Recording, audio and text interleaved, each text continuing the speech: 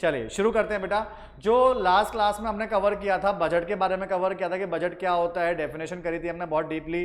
Financial accounting year क्या होता है इसके बारे में समझा था। फिर हमने कवर किया था कि सर बजट में दो साइड्स होती हैं, एक होती है रिसिप्ट साइड और एक होती है एक्सपेंडिचर साइड। हमने रिसिप्ट्स को बहुत डिटेलिंग में करा था और एक्सपेंडिचर को भी बहुत डिटेलिंग में करा था।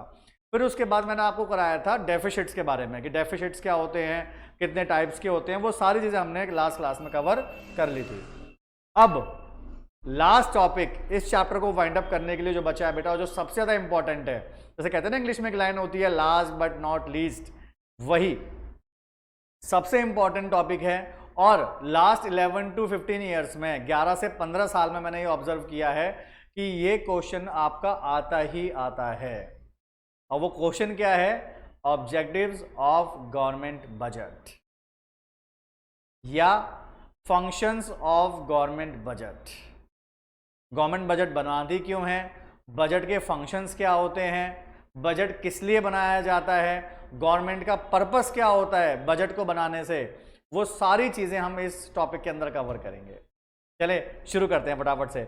और अगर अभी तक आपने मेरा चैनल सब्सक्राइब नहीं किया है तो बेटा जल्दी से जाइए चैनल को सब्सक्राइब कीजिए, बेल आइकन को प्रेस कीजिए ताकि जितनी भी अपकमिंग वीडियोस आने वाली हैं वो सबसे पहले आपको पता लग जाए। थोड़ा सा हमें भी मोटिवेशन मिलती है इतनी मेहनत करने के लिए, क्योंकि डे एंड नाइट हम लोग कंटेंट को तैयार करते हैं, आप लोगों के लिए पीडीएफ तैयार करते हैं, आप लोगों के लिए वीडियो प्रिपेयर करते हैं और उसको आप तक पहुंचाते हैं। तो जब आप सब्सक्राइब का बटन दबाते हैं, जब आप बेल आइकन को प्रेस करते हैं, तो कहीं ना कहीं एक यहाँ पे मोटिवेशन आती है कि बच्चे हमें प्यार कर रहे हैं, ऑडियंस हमें प्यार कर रही है, आप लोग हमें प्यार कर रहे हैं, हमें और मेहनत करनी है और आपके लिए बेस्ट टू बेस्ट कंटेंट तैयार करना है। Thank you so much.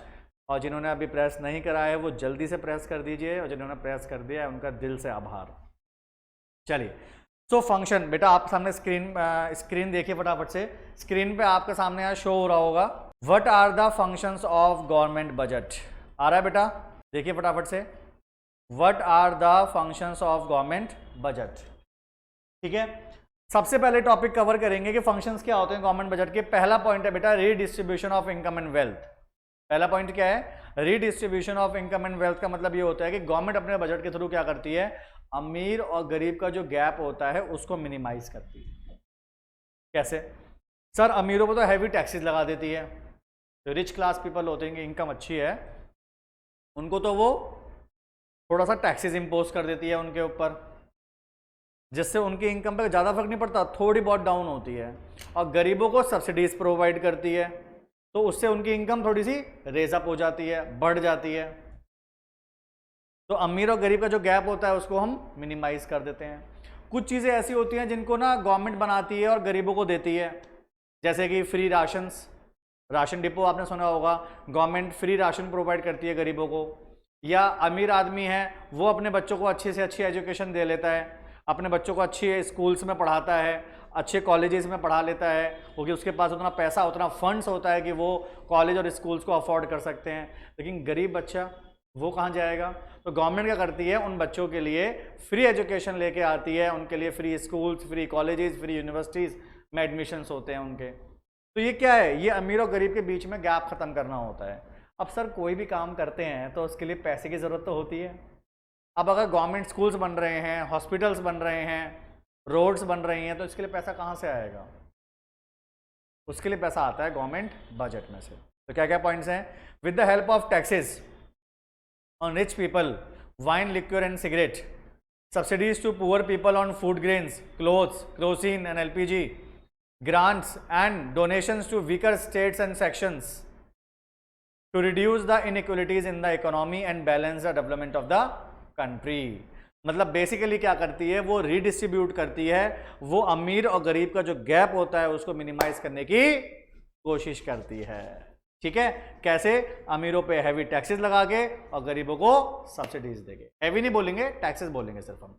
ठीक है, next point, economic stability. Economic stability का मतलब ये होता है ना तो इन्फ्लेशन होना चाहिए, महंगाई, और ना ही बहुत ज़्यादा डिफ्लेशन होना चाहिए। तो इकोनॉमी कैसी होनी चाहिए? बैलेंस होनी चाहिए। इकोनॉमी शुड बी बैलेंस, ना तो इन्फ्लेशन हो ना ही डिफ्लेशन हो, इकोनॉमी कैसी हो बेटा? बैलेंस होनी चाहिए। तो उसके लिए हमारे पास क्या होते हैं, कुछ इंस्ट्रूमेंट्स होते हैं। दो तरह की पॉलिसी होती है बेटा, एक होती है फिस्कल पॉलिसी और एक होती है मॉनेटरी पॉलिसी। फिस्कल पॉलिसी में गवर्नमेंट के टैक्सेस और सब्सिडीज आती हैं। जब इन्फ्लेशन होता है तो गवर्नमेंट सरप्लस बजटरी पॉलिसी का इस्तेमाल करती है, और जब डिफ्लेशन होता है तो वो डेफिशिट बजट पॉलिसी का इस्तेमाल करती है। गवर्नमेंट क्या करती है, इन्फ्लेशन के टाइम पे टैक्सेस को बढ़ा देती है, जिससे कि एग्रीगेट डिमांड कम हो जाता है, और ADAS के बराबर होने से हमारी इकोनॉमी इन्फ्लेशन से नॉर्मल पे हो जाती है। और जब हमारी कंट्री में डिफ्लेशन होता है, रिसेशन होता है, तो गवर्नमेंट अपने एक्सपेंडिचर्स को बढ़ा देती है, टैक्सेस को कम कर देती है, एग्रीगेट डिमांड बढ़ जाता है, और हम डिफ्लेशन से नॉर्मल कंडीशन पे आ जाते हैं। नेक्स्ट पॉइंट क्या है बेटा हमारा, management and growth of public sector. ये पॉइंट हमें आ गया सेकंड वाला। नेक्स्ट पॉइंट देखो बेटा, management and growth of public sector. आपको पता है कोई भी बिजनेस करते हैं तो उसके लिए फंड चाहिए, कोई भी हम काम करते हैं तो उसके लिए पैसा चाहिए। अब सर गवर्नमेंट की अपनी कंपनीज हैं, जैसे कि रेलवे हो गई, SAIL steel authority India limited, भेल है ना,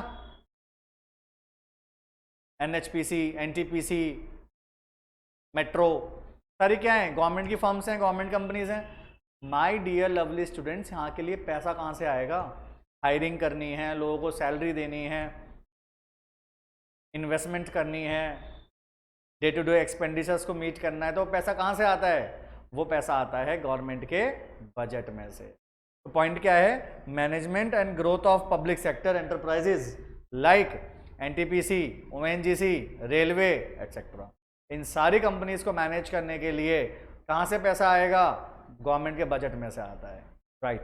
next, rapid economic development of the country, rapid economic development of the country.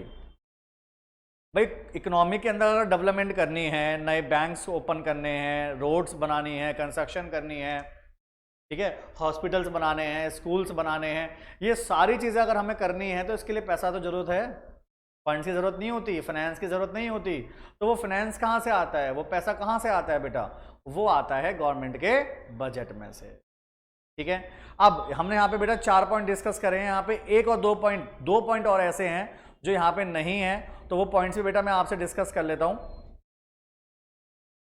वो 2 पॉइंट्स कौन से हैं, सबसे पहला एक पॉइंट है बेटा यहाँ पे रीएलोकेशन ऑफ रिसोर्सेज, जो आपके बुक्स के अंदर भी दिखा रखा होगा, तो वो पॉइंट्स भी बेटा मैं आपसे डिस्कस कर लेता हूँ।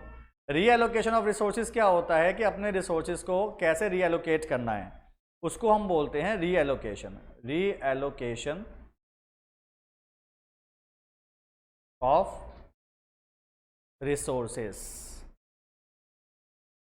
सर गवर्नमेंट के पास जो पैसा आता है उसको वो कैसे रीएलोकेट करती है, उसके क्या होता है बेटा, जो भी ऐसी चीज़ें हैं जो समाज के लिए ज़रूरी नहीं है, या एक ऐसी चीज़ें अगर उन पे हैवी टैक्सेस लग भी जाएगा तो उससे लोगों को फ़र्क नहीं पड़ेगा, जैसे लिक्कर हो गया, शराब, जैसे कि सिगरेट हो गया, या तम्बाकू हो गया, टबैको, ये जो चीज़ें हैं इन पे गवर्नमेंट क्या करती है, हैवी टैक्सेस इम्पोज कर देती है, और वहाँ से जो रेवेन्यू निकल के आती है वो सब्सिडीज़ में दे देती है। जैसे कि अगर कोई खादी के कपड़े बनाता है तो उनको सब्सिडीज़ मिल जाती है, जो ये बुक्स बनती हैं इस पर टैक्सेस नहीं होता, इस पर सब्सिडीज़ मिल जाती है। भाई सब्सिडीज़ मिलती कहाँ से है, अब गवर्नमेंट के पास अगर इनकम ही नहीं होगी सब्सिडीज़ नहीं दे सकते, तो इसलिए गवर्नमेंट क्या करती है कि ऐसी चीज़ें जो जिन पे टैक्सेस लगा सकती है और उससे कोई फ़र्क नहीं पड़ेगा, तो उस पर तो वो हैवी टैक्सेस, जैसे लिक्कर हो गया, टबैको हो गया, सिगरेट हो गया, इन पर तो हैवी टैक्सेस इम्पोज कर देते हैं। खाद्य की कोई चीज़ बना रहे हैं आप समाज के लिए ऐसी चीज़ें बना रहे हैं जो बहुत ज़रूरत की है लोगों के लिए, कोई ऐसी दवाई बना रहे हैं, तो दवाई अगर आप बना रहे हैं गवर्नमेंट को आप अप्लाई कीजिए और आपको सब्सिडीज मिल जाएगी उसके ऊपर, तो वो कहलाएगा हमारा रीएलोकेशन ऑफ रिसोर्सेज, ठीक है। नेक्स्ट इसमें एक बहुत इंपॉर्टेंट पॉइंट जो रह गया बेटा वो रह गया है रिड्यूसिंग इनइक्वलिटीज, सॉरी जो आपका एक पॉइंट और रह गया बेटा वो रह गया है आपका रिड्यूसिंग रीजनल डिस्पैरिटीज, दो शहरों के बीच में गैप को कम करना, रिड्यूसिंग, फटाफट से देखिए बेटा, और जो नोट करना है नोट कर सकते हैं, reducing regional, REGIONAL, reducing regional disparities.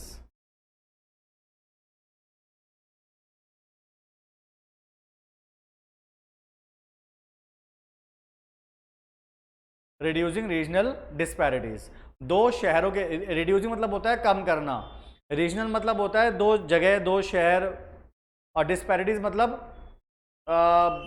कमियां, डिस्पैरिटी मतलब कमियां। तो दो शहरों के बीच में, जैसे कि एग्जांपल लेता हूं मैं बहुत बढ़िया सा, जहां की हमारी कोमल जहां हैं जिन्होंने हमें मैसेज करा था, बिहार से वो बिलोंग करती हैं। तो जैसे मैं दिल्ली में हूं अभी, तो दिल्ली ज़्यादा डेवलप्ड है या बिहार ज़्यादा डेवलप्ड है? दिल्ली ज़्यादा डेवलप्ड है।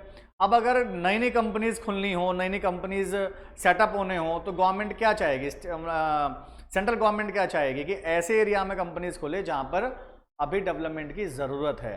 तो गवर्नमेंट ये चाहेगी कि दिल्ली में कंपनीज ना आके बिहार में कंपनीज ओपन हो।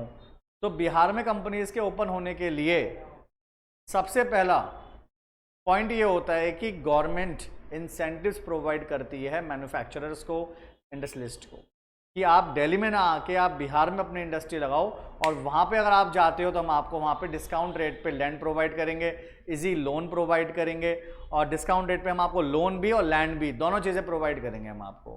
तो इससे क्या होगा, जो कंपनीज दिल्ली आ रही थी वो दिल्ली ना जाके कहाँ जाएंगी, बिहार जाएंगी, और बिहार दोबारा डेवलप हो जाएगा, और दिल्ली और बिहार के बीच में जो डेवलपमेंट का गैप है वो मिनिमाइज हो जाएगा। तो ये क्या पॉइंट था हमारा, रिड्यूसिंग रीजनल डिस्पैरिटीज। एक छोटा सा पॉइंट और है बेटा, कुछ बुक्स में उसमें दिखा रखा है, कुछ बुक्स में नहीं है। एम्प्लॉयमेंट जनरेशन, गवर्नमेंट अपने बजट में से कुछ पैसा निकालती है और वो एम्प्लॉयमेंट जनरेशन में भी इन्वेस्ट करती है कि हमारे देश में नौकरियां बढ़नी चाहिए, लोग एंटरप्रेन्योर जरूर बनने चाहिए। तो उसके लिए टाइम टू टाइम वो अवेयरनेस प्रोग्राम लॉन्च करते रहते हैं, सेमिनार्स होते हैं, वर्कशॉप्स होते हैं, गवर्नमेंट अपने एम्प्लॉयज़ को सैलरी भी देती है। तो वो सारी चीज़ें किस में आती हैं, एम्प्लॉयमेंट जनरेशन में। तो इस वीडियो के अंदर बेटा हमने सारा कवर कर लिया है, और इस टॉपिक के साथ आज की वीडियो हमारी ख़त्म होती है। हमने ये चैप्टर बेटा 3 वीडियोस में करा है। पहले वीडियो के अंदर मैंने आपको बजट के इंट्रोडक्शन के बारे में बताया था और रिसिप्ट्स के बारे में बताया था। सेकंड वीडियो के अंदर बेटा मैंने आपको एक्सपेंडिचर के बारे में बताया था और डेफिसिट्स के बारे में बताया था। और इस वीडियो के अंदर हमने कवर करा है बेटा जितने भी हमारे ऑब्जेक्टिव्स हैं या फंक्शंस हैं वो सारे के सारे हमने इस वीडियो में कवर करे हैं। तो सारे हमारे बेटा पूरा चैप्टर हमारा कंप्लीट हो गया है। तीनों वीडियोस को ध्यान से देखो, बहुत छोटी छोटी वीडियो हैं, बहुत बड़ी वीडियो नहीं है, ध्यान से देखो। कहीं पर कोई डाउट आता है आप कमेंट बॉक्स में लिख के मुझे सेंड करें, ठीक है। चलिए, thank you so much, have a nice day, bye bye, take care.